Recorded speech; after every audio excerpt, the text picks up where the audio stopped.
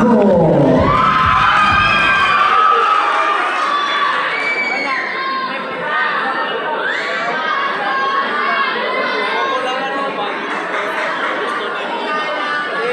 March 1, 2, 3. Magandang gabi. Mayroong simulat ang aking kaibigan na si Ginoong Dave Anton Padal ang pangalan. Nasaan ang lechon? Naaamin ba ang naamin ko? Naaamin mo ba ang naamoy ko? Parang fiesta? Aha!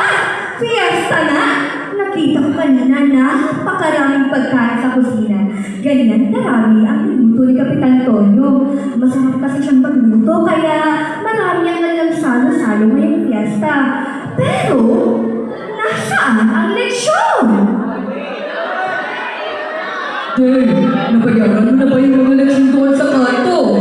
Tanong ni Kapitan Tonyo sa kanyang anak na si Dave. Darating ang lola Tina mo. Umaasa yun ng bonggang handaan. Sumagot naman si Dave. Tatay, hindi po kasi nagkasya yung pera natin kaya... Ano? Ano ibig mong sabihin wala tayong lechon? Naku, hindi pwede. Sabihin mo, babalik mo na tayo. Ilang oras ang dumating, hindi pa rin bumabalik si Dave.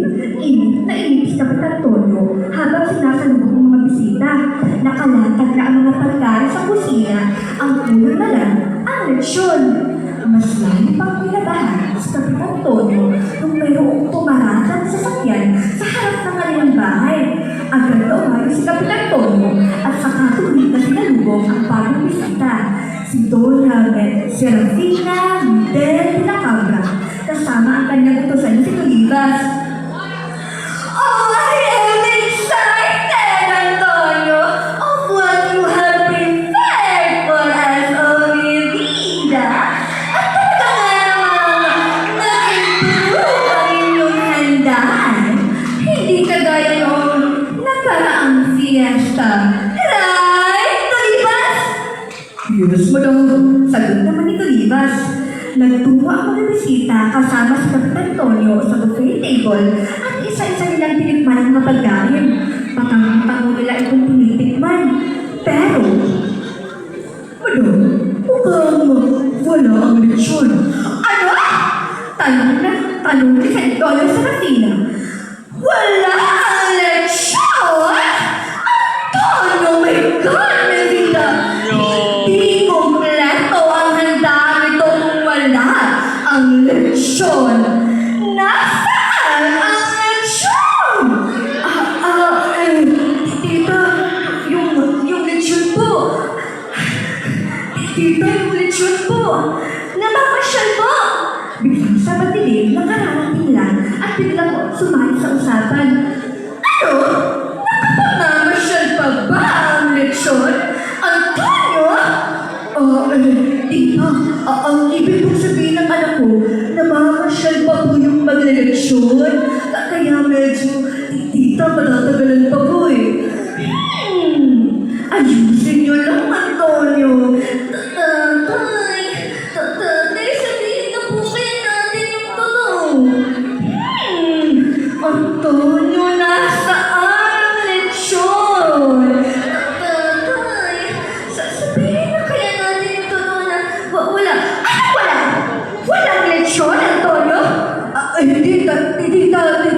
Hindi po ganun. Wala pong makakapigil sa pagdating ng lechon. Siguraduhin mo lang, Antonio, na hindi mo ako nilalansin. Oh my God! I will be waiting, Antonio. Nasaan ang lechon? Tatay, sabihin na natin. Ano ba din? Kilala ko namang yung lola Fina mo, di ba? Pero tatay, Lola Fina, sana po hindi kayo magalit, pero hindi po nagkasya yung pera natin, kaya wala po tayong lechon ngayong fiesta. Sana po di po kayo magalit kay tatay. Ilang oras na tahimik ang hagdanan hanggang sa naisipan ni Don Serafina na basagin ang katahimikan. Ano ka ba naman, Antonio? Bakit naman hindi mo agad sinabi sa akin eh? Naiintindihan ko naman.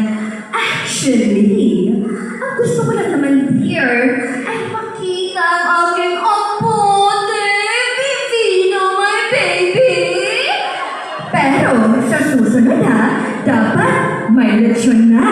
At doon naging masaya ang kanilang salo-salo. Isang paalala na hindi dapat pinipilit ang bagay na hindi naman kaya ng bulsa.